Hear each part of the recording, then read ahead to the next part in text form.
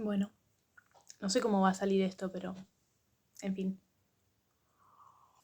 Hola a todos, mi nombre es Tanu, tengo 23 años, soy argentina, estoy viviendo en Europa. Esta fue una pequeña introducción para decirles quién soy, porque hoy les quiero compartir un poco la historia de mi transición, de cómo transicioné de mujer a hombre y cómo muchos años después transicioné de hombre a mujer.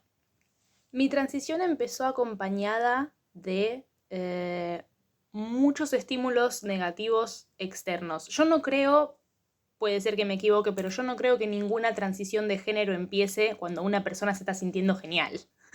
Increíble, fantástica, divina, grosa, y de repente empieza a sentirse que pertenece a otro género. Tiene que haber un momento de desfasaje que haga que ese clic se genere, que haga que la persona se pueda identificar con el género del sexo opuesto u otro género, con todos los géneros que hay. Un pequeño disclaimer y decir que vi muchos videos de transición de personas que detransicionaron justamente y que ahora siento que por ahí están muy en contra de la comunidad trans o que se volvieron muy anti-trans y no es mi caso para nada. Siempre me sentí bienvenida, aunque nunca me sentí completamente parte por motivos que ya explicaré más adelante, pero este video es más que nada a motivo, si se quiere, educativo o ilustrativo de mi propia experiencia y además porque hoy tenía ganas de hablar.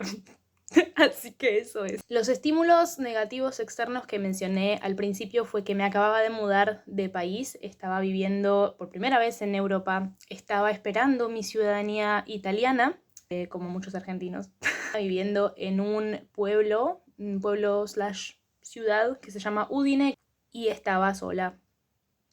Estaba sola y además estaba apurada. Yo tenía la intención de mudarme a Inglaterra, a Londres más específicamente, que es un lugar donde yo estuve durante un tiempo antes de ir a buscar mi ciudadanía italiana, y estamos hablando de pleno 2019, donde estaba por estallar el Brexit. O sea que sin importar qué ciudadanía tuvieras, Inglaterra iba a estar cerrada para siempre, era como una bomba de tiempo. Parecía que la isla se iba a levantar y se iba a ir a otro planeta y que no iba a existir más en el planeta Tierra. Entonces yo estaba apurada por obtener mi ciudadanía. En esa espera llena de soledad y de adaptarse a un nuevo ambiente, empecé a sentir mucha ansiedad.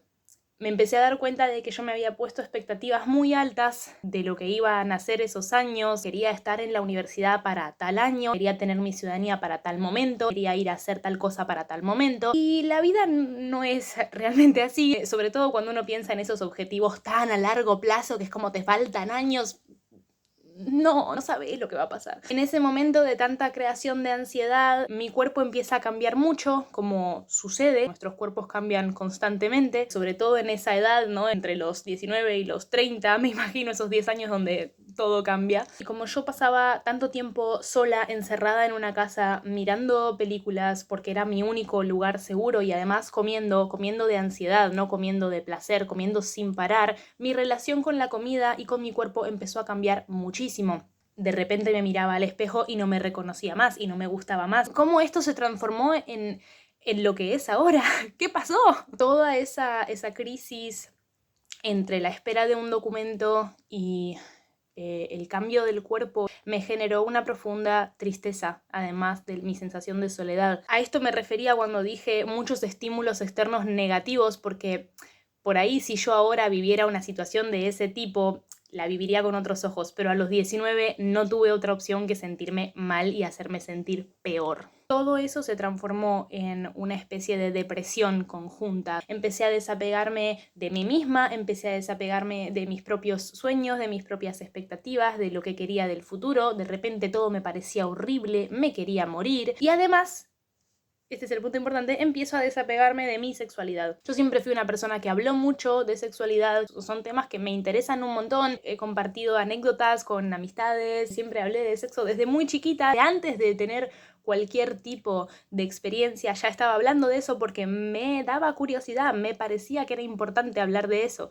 De repente me daba asco un horror, me daba asco en mí, me daba asco en otra gente, me daba asco verlo, me daba asco pensarlo, era como no, el sexo es horrible. Y ahí se introduce también mi crisis de orientación, donde empecé a pensar, bueno, por ahí soy asexual, no voy a poder disfrutar de experiencias sexuales nunca más en mi vida. Además, cuando uno tiene 19, todo es como para siempre, ¿no? Todo lo que me va a pasar ahora es nunca más o para siempre. En esta crisis de orientación y en esta depresión y en esta soledad, en esta espera de estos documentos, caigo en cuarentenada en la pandemia. Y creo que esa dosis de fin de mundo hizo que todo se amplifique y que todo se vea peor.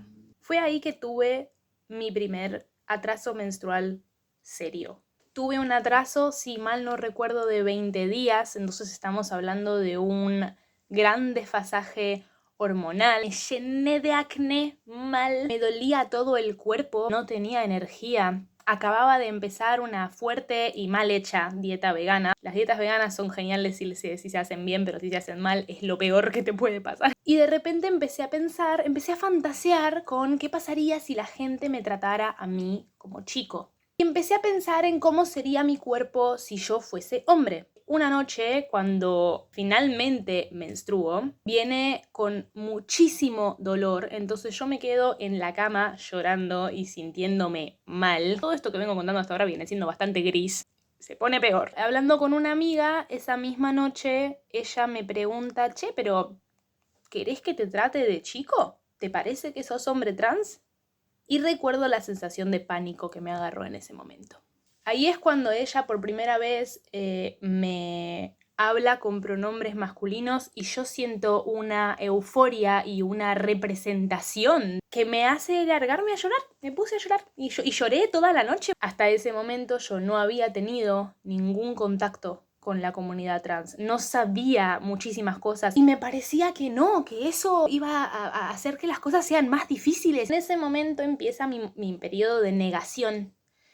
Muchas cosas empiezan a aparecer a mi alrededor de gente trans, anécdotas, artículos hablando de transexualidad. De repente muchas amigas mías se convirtieron en personas trans.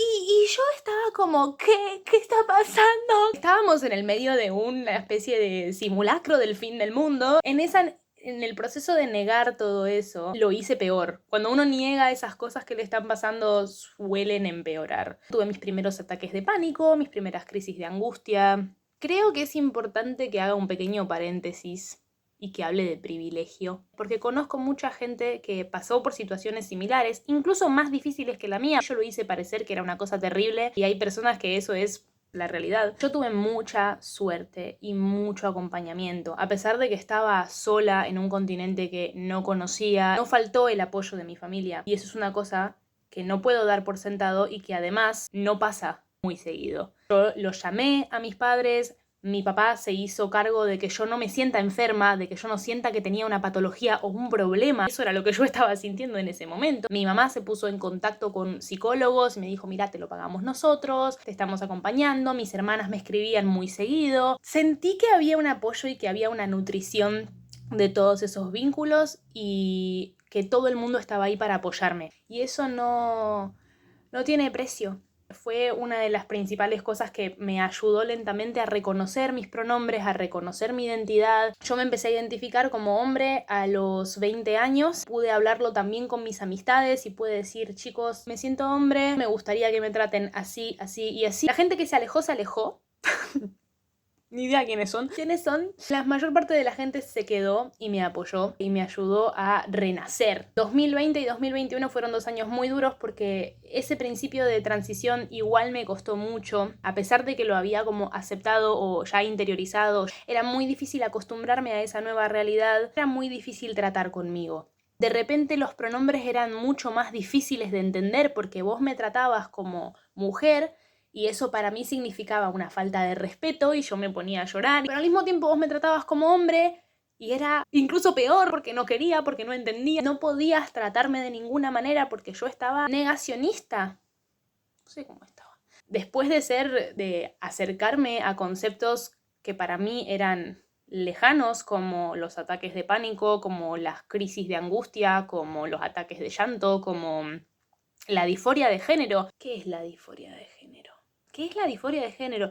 ¿Hay alguien que lo pueda explicar? Lo podemos googlear, todos sabemos que lo podemos googlear, pero es muy difícil explicar la sensación, cómo es eso de mirarse al espejo, cómo es el sentir el propio cuerpo, el tocarse, el mirarse, el entender. Es como, ¡no! Es una disociación muy rara. Tuve un momento donde quise tomar hormonas, donde me quise operar, donde quise cambiarme el nombre, de querer buscar cosas para aceptarme siempre más y más, instaurar esa nueva realidad. Llegué a esto de empezar a tomar testosterona porque me conseguí la receta y un médico en Italia me atendió, pero en ese momento decidí pensarlo 2 veces. La segunda vez que lo pensé, dije, wait. Decidí esperar un ratito, porque si yo lograba aceptarme como hombre en el cuerpo que yo tenía, si alguna vez decidía cambiar hormonas o alguna operación, se iba a sentir por ahí muchísimo mejor. Eso pensaba.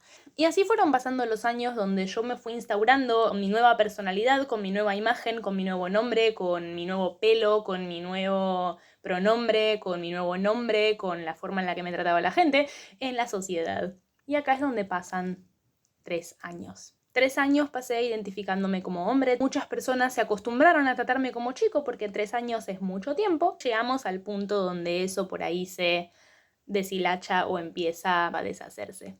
Llevaba 3 años en una relación estable.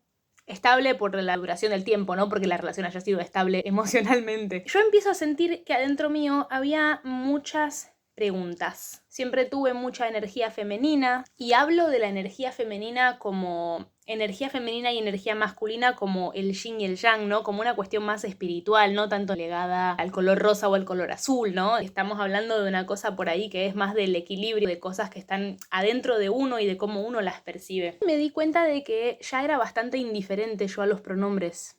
No me importaba tanto, había gente que por ahí se equivocaba y me decía ella y después me decía, ay, perdóname, qué sé yo, no me importa. Cuando empecé a darme cuenta de esas indiferencias y de esas preguntas, empecé a respondérmelas. Y estaba por ahí también en un periodo de ser un poco testaruda, ¿no? Como que la gente por ahí me decía, che, pero sos muy femenina. Comentarios que para mí eran sumamente transfóbicos. Y por ahí era gente que me quería mucho y simplemente me hacía una observación.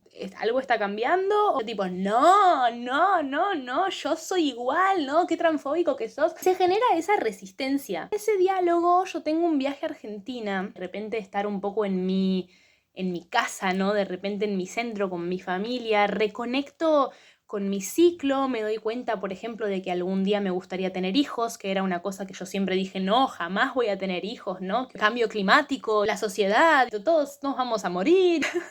Mi relación estable se terminó y eso para mí cerró un ciclo. Me di cuenta de que no quería ser hombre.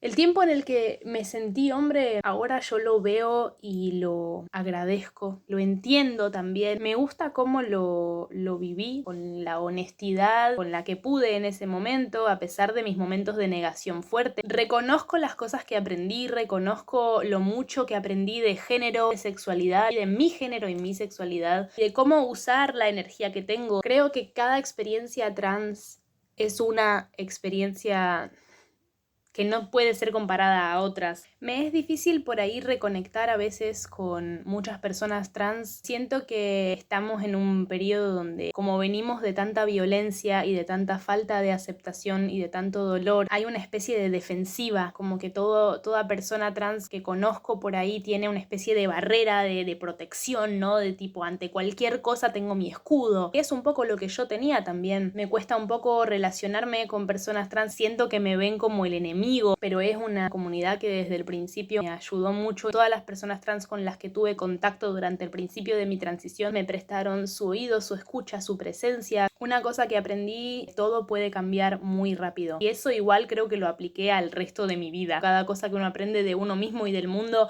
puede cambiar tanto la percepción que uno tiene de lo que quiere hacer y de lo que quiere ser. Yo no sé si podría explicar con mi propia experiencia, con mis palabras, qué es el género. ¿Qué es la disforia? ¿Qué es ser trans? Lo que sí sé es que el género es algo que puede cambiar, es sujeto a muchísimos cambios, mucha evolución. El momento donde uno descubre su identidad puede ser muy doloroso, pero creo que si se vive con las personas adecuadas puede también ser un gran momento.